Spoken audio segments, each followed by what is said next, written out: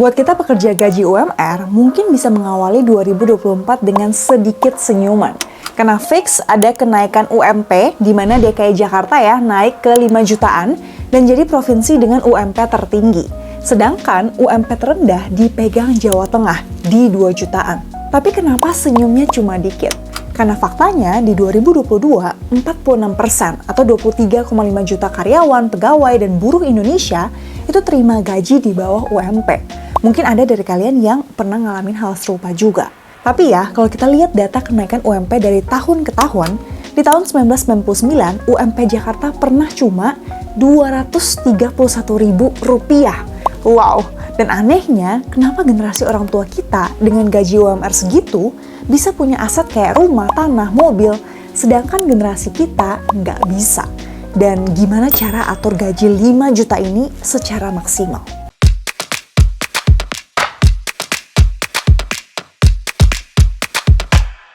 Hai, kabar baik di sini. Semoga di sana juga ya. Buat para milenial dan Gen Z, ayo ngumpul. Kalian setuju gak sih kalau kita tuh susah banget untuk punya aset? Buat biaya sehari-hari aja berat, apalagi ditambah bumbu-bumbu. Bapak di umur kamu udah punya rumah, tante di umur kamu udah punya tanah di mana-mana. Tapi somehow aku ngerti sih. 10 tahun yang lalu dengan 8.500 kita bisa dapat beras sekilo. Sedangkan sekarang butuh sekitar 15.200, hampir 2 kali lipatnya. Dan kenaikan harga barang ini terjadi di semua aspek, bukan cuma bahan baku pokok aja.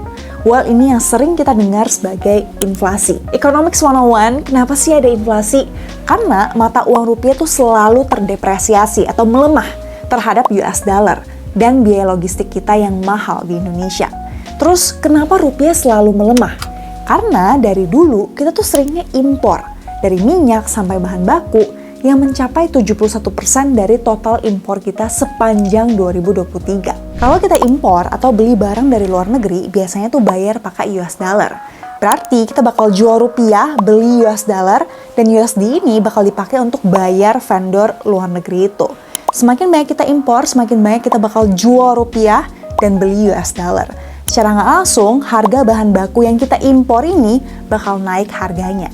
Dan ini bakal mempengaruhi ongkos produksi dunia usaha domestik kita. Dan perlahan-lahan biaya produksi yang naik ini bakal mempengaruhi harga jual yang juga dinaikin ke konsumen. Dan masalahnya, harga barang naik, gaya hidup juga ikutan naik. Buktinya ya, ada 179 juta masyarakat Indonesia yang belanja online sepanjang 2022 dengan estimasi 851 triliun. 851 T dibagi 179 juta orang, berarti rata-rata seorang itu habisin 4,5 juta per tahun untuk belanja online. Ini tuh 6,4% dari rata-rata pendapatan penduduk Indonesia yang sekitar 71 juta per tahun.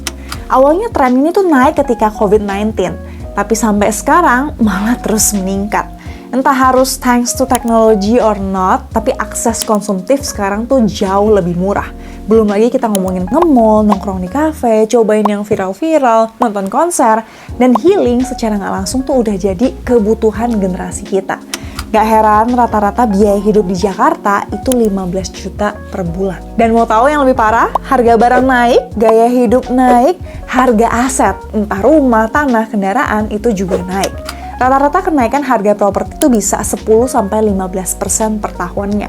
Kalau kita mau cari rumah di bawah 1M di tengah kota, kayaknya tuh udah nggak mungkin ya sekarang. Jadi gimana? Seberat itu ya ternyata. Tapi I hope kita pejuang UMR nggak nyerah gitu aja.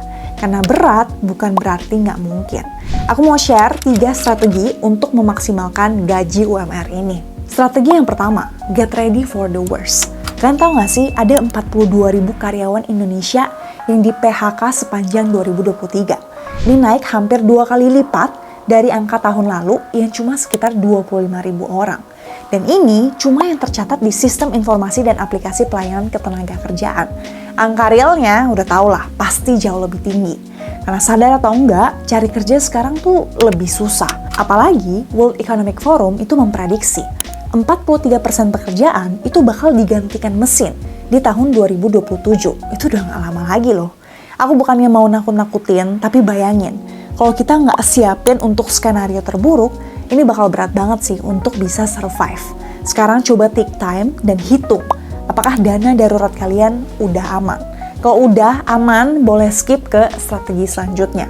Tapi kalau belum dan masih bingung, langsung aja kita simulasi ya. Anggap kerja di Jakarta, gaji UMR 5 juta per bulan. Masih single dan belum punya tanggungan. Nah, first thing first, sisihkan dulu 10% nih untuk nabung. Biar nggak keburu kepake untuk yang lain. Dan sisa 90%-nya barulah dipakai untuk hidup sehari-hari seperti ini detailnya. Nah, dana darurat ini patokannya kan dari kebutuhan pokok, which is makan, kos, dan transport. Angka ini dikali 6, sama dengan 22,8 juta. Nah, ini dikumpulkan dari 10% yang udah kita sisihin di awal tadi. Nah, sekarang kenapa dikali 6, Kak? Supaya kalau amit-amit kita di PHK atau kondisi darurat lainnya, misalnya sakit, kita masih bisa hidup 6 bulan ke depan tanpa income, sambil kita cari kerjaan atau income baru. Ngelihat budgeting tadi, kerasa ngos-ngosan ya, jatah foya-foya aja cuma 100 ribu. Sebagai manusia yang pernah hidup sangat berhemat, ngekos dan bolak-balik kantor, agak bangga ya ceritanya. Menurutku, berhemat is not a solution. Kalau udah nggak ada expenses yang bisa di-cut atau dikurangin, strategi yang kedua, expand income is the only way. Tapi aku tahu beberapa dari kita tuh agak susah ya kalau disaranin untuk cari income lebih. Ngomong mah enak, nyari kerja tambahan tuh susah tahu. Ya emang gak gampang. Kalau gampang, semua orang udah punya banyak uang. Tapi sebenarnya banyak loh dari kita yang udah sadar bahwa kerja sampingan itu menarik. Karena menurut data dari 2023, 50% milenial dan 70% Gen Z itu punya side hustle di luar kerjaan utamanya. Aku juga awalnya ngonten ini cuma iseng-iseng doang nih pas lagi ngantor. Nggak pernah mikir ini bakal jadi kerjaan sampingan bahkan. Tapi ternyata ada uangnya dan nggak disangka income-nya malah berkali-kali lipat dari kerjaan utamaku. Nah, kalau keuangan udah nggak sesak, cash flow udah positif, nggak ada utang konsumtif yang bunganya tinggi, dana darurat udah aman at least 50% ya. Saatnya make money work for you lewat investasi pakai jatah 10% tadi. Aku coba kategoriin sesuai range UMR lainnya juga ya. Pertama, deposito bank. Karena suku bunga BI lagi tinggi, batas maksimal bunga tabungan dan deposito yang dijamin LPS juga diprediksi naik. Jadi 4,5% untuk bank umum dan 7% untuk BPR. Ini sih menarik banget ya, aman pula. Buat yang belum pernah cobain deposito BPR, biasanya tuh aku pakai platform yang namanya Deposito BPR by Komunal. Ini tuh kayak marketplace atau e-commerce-nya Deposito BPR. Isinya lengkap banget, produk deposito lebih dari 300 BPR di Indonesia, bahkan ada BPR syariah juga dengan konsep mudah rabah. Terus ini juga sangat aman karena semua mitra BPR-nya tuh udah berizin OJK dan semua deposito BPR-nya juga udah dijamin LPS karena bunganya udah sesuai dengan ketentuan. Dan di sini pilihan tenornya juga banyak banget dari 1 sampai 12 bulan.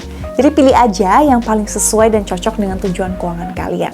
Karena minimal depositonya itu 1 juta, kalau nggak cukup investasi bulanannya, kita bisa sisihin dulu uang beberapa bulan, baru nanti masukin ke deposito. Jangan lupa untuk pakai kode aku COMEXVEL untuk dapat 100.000 khusus new user. Pilihan investasi yang kedua, reksadana pasar uang. Ini tuh salah satu produk investasi yang low risk banget karena grafik harganya juga garis lurus dan gak ribet ya karena udah ada manajer investasi yang kelola dana kita. Minimal belinya juga lebih kecil ya, dari 100.000 aja udah bisa. Pilihan investasi yang ketiga, saham. Ada baiknya untuk pejuang UMR kalau mau masuk ke saham mulai dari sektor perbankan kayak BCA atau BRI. Minimal belinya kan 1 lot ya atau 100 lembar. Dan modalnya tuh beda-beda nih, tergantung sama harga tiap saham. Atau kalau mau coba saham luar negeri, juga bisa beli ya, yang market cap-nya besar dan produknya familiar kayak saham Apple. Nah bedanya, saham luar negeri ini bisa dibeli mulai dari $1 aja, atau 15.000 aja biasanya. Ini aku coba rekapin beberapa strategi investasi untuk pejuang UMR di table ini ya. Monggo untuk di-pause, di-screenshot, di-save, tapi paling penting jangan lupa untuk dipraktekin. Intinya, jangan jadiin gaji UMR tuh sebagai alasan untuk nggak nabung dan nggak mulai investasi. Mulai aja dulu dari apa yang kita bisa. Kalau kita udah bisa ngatur uang kecil, amin, uang besar bakal datang ke kita dengan sendirinya. Anyway, coba share dong kalian dari kota mana, kerja apa, dan berapa nih gaji per bulannya. Biar kita bisa saling support juga. Tulis di komen ya. Thank you for watching till the end. Semoga video ini bermanfaat. See you di video lain dan bye-bye.